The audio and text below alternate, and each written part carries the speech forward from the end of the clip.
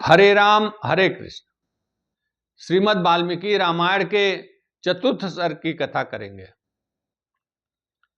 महाराज दशरथ अपने राजसभा के कक्ष में सिंहासन पर बैठे हैं और राजसभा में सभी जो उनके सभासद नरेश, सामंत, ब्राह्मण और समाज के प्रमुख लोग उस कक्ष में बैठे थे। श्री राम के राज्याभिषेक का ध्वनि मत से, हर्ष ध्वनि के साथ वह इस बात का समर्थन करते हैं कि हाँ, श्री राम का राज्याभिषेक होना चाहिए। श्री राम भी उस कक्ष में बैठे हैं और सभी लोग उस कक्ष से श्री राम निकल करके अपने महल को चले जाते हैं और सभी सभासद उस कक्ष को खाली कर देते हैं, अपने अपने गंतव्य स्थान को, अपने जहां वो रुके हुए हैं वहां चले जाते हैं। कक्ष खाली होने, राज्यसभा कक्ष खाली होने के बाद महाराज दशरथ ने अपने मंत्रियों को बुलवाया और कल श्री राम का राज्याभिषेक होना है, इसकी तैयारियों की मंत्रणा की अपने मंत्रियों के साथ। मंत्रियों से बातचीत करने के पश्चात वह उठ करके और राजमहल के अंतःपुर की ओर जाते हैं और अंतःपुर के एक सूत को कहते हैं कि सूत, तुम जाओ और श्री राम को पुनः शीघ्रातिशीघ्र लेकर के आओ। अंतःपुर का सूत वहां से निकल करके और सुमंत्र जी को लेकर के और पुनः श्री राम के पास जाता है। सुमंत्र जी को देख करके श्री राम को संदेह होता है कि अभी तो मैं राजसभा से निकल के आया हूं, ये पुनः कैसे क्यों आ गए मेरे पास। पूछते हैं कि आप पुनः दोबारा क्यों आ गए मेरे पास। सूत कहता है कि महाराज ने आपको शीघ्रातिशीघ्र पुनः बुलाया है। श्री राम महाराज का आदेश सुन करके और तुरंत राजभवन की ओर चल पड़ते हैं। सुमंत्र जी के साथ आकर के वह राजभवन में प्रवेश करते हैं और महाराज दशरथ के तरफ आगे बढ़ते हैं। महाराज दशरथ को जा करके और पुनः पैर छू करके, उनका चरण छू करके और आशीर्वाद लेते हैं। चरण छू करके जब वह झुक करके आशीर्वाद ले रहे थे तो महाराज दशरथ ने उनको सीधा खड़ा करके और अपने छाती से लगा लिया। महाराज दशरथ उनको अंतःपुर के एकांत कक्ष में ले जाते हैं जहां पिता और पुत्र दोनों आपस में वार्तालाप करते हैं। महाराज दशरथ कहते हैं, राम, अब मैं अत्यंत बूढ़ा हो चला हूं, मेरी आयु बहुत अधिक हो गई है।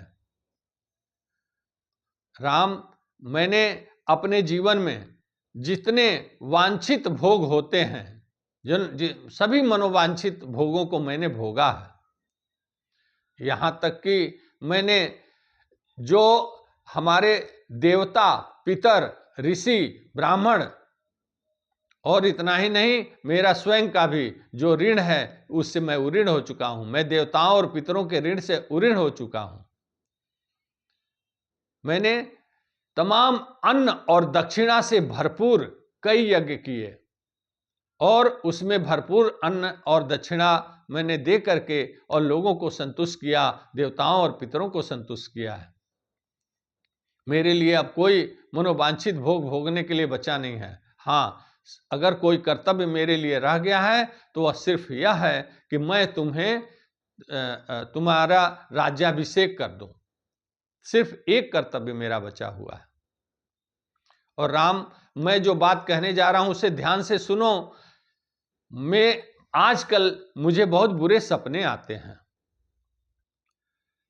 मैं देखता हूं कि दिन में भी वज्रपात हो रहा है और उल्का गिर रहे हैं, जो इस बात के सूचक हैं कि बहुत बुरे दिन आने वाले हैं।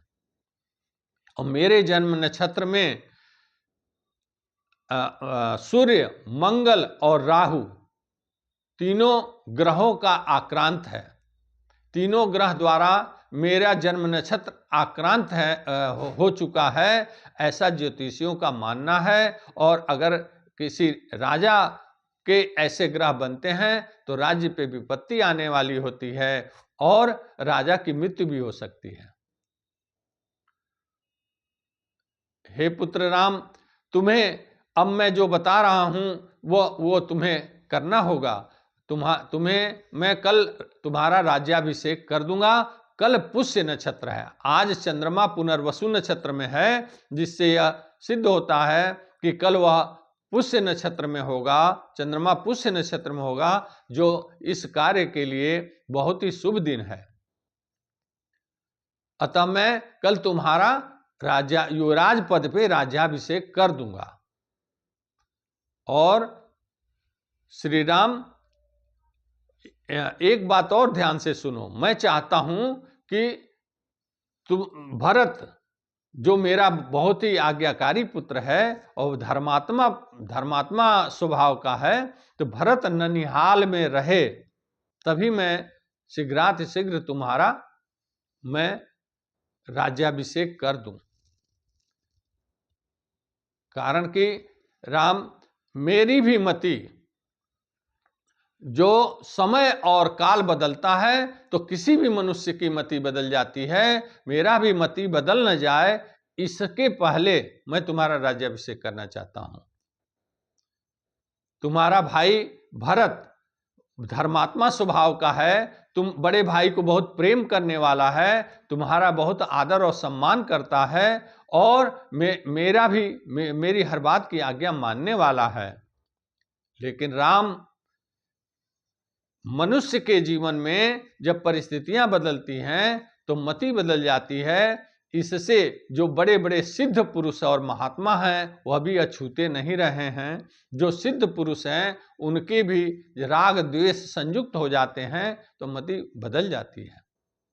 अतः मैं तुम्हारा कल ही पुष्य नक्षत्र में राज्याभिषेक कर दूंगा, और अब तुम जाओ और इसी समय से और कल राज्याभिषेक तक उपवास व्रत का पालन करोगे, और तुम्हारे साथ साथ मेरी पुत्र वधू सीता भी तुम्हारे साथ उपवास व्रत का पालन करेगी, और तुम दोनों इंद्रिय संयम के साथ कुश के आसन पर, भूमि पर रात को शयन करना होगा, कुश के आसन पर रात को सो। इतना कहने के पश्चात महाराज दशरथ की आज्ञा के अनुसार श्री राम उठ के खड़े हो जाते हैं और पिता के चरणों को छू करके प्रणाम करते हैं और उनके कक्ष से बाहर निकल करके अपने महल की तरफ जाते हैं। अपने महल में पहुंच करके वह सीता जी को बताना चाहते हैं कि पिताजी का आदेश है कि सीता को भी उपवास व्रत रखना होगा, लेकिन सीता जी को वहां न पाने के कारण वह अपनी माता के कक्ष के तरफ चल पड़ते हैं। अंतःपुर में जहां उनकी माता का कक्ष था, जब वो वहां पहुंचते हैं तो वहां प्रसन्न मुद्रा में माता के कौशल्या के कक्ष में माता सुमित्रा और लक्ष्मण भी इस समाचार को सुनने के बाद कि श्री राम का राज्याभिषेक होगा तो प्रसन्न मुद्रा में उस कक्ष में मौजूद दिखाई देते हैं।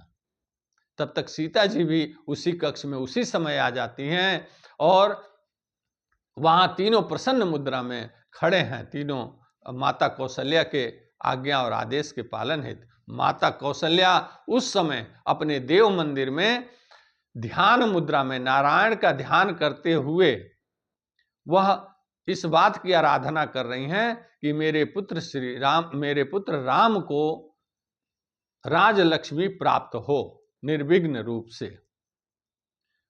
श्री राम प्रसन्न मुद्रा में जाकर के और माता को उसी ध्यान मुद्रा में ही चरण छू करके प्रणाम करते हैं और कहते हैं, माँ, पिताजी ने मुझे राज्य के शासन का भार सौंपने का निश्चय किया है और कल मेरा वह अभिषेक करने जा रहा है।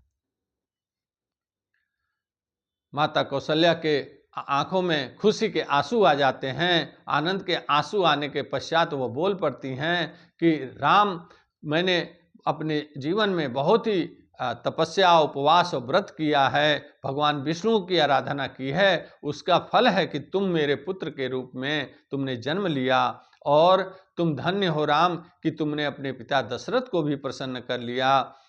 और मैं तुमसे यही कहना चाहती हूँ कि कल अपना राज्याभिषेक कराने के पश्चात मेरे बंधु बांधव और सुमित्रा के तरफ वो संकेत करके, सुमित्रा के तरफ संकेत करके कहती हैं कि और सुमित्रा के बंधु बांधवों का तुम विशेष ख्याल रखोगे। इतना कहने के पश्चात श्री राम मुड़ते हैं और लक्ष्मण की तरफ आगे बढ़ जाते हैं और बड़े प्रेम पूर्वक लक्ष्मण का दोनों बाह पकड़ करके और कहते हैं, हे सौमित्र, मेरे भाई, तुम यह राज्य का शासन का हमारे साथ तुम करोगे, हमारे साथ तुम्हें करना होगा, और जो भी फल हैं, राज्य लक्ष्मी के जो फल हैं, जो भोग हैं, तुम्हें भोगना होगा। लक्ष्मण, तुम मेरी दूसरी अंतरात्मा हो, अतः यह राज्य मुझे नहीं तुम्हें मिल रहा है, तो कल से तुम्हें इस राज्य का शासन करना होगा।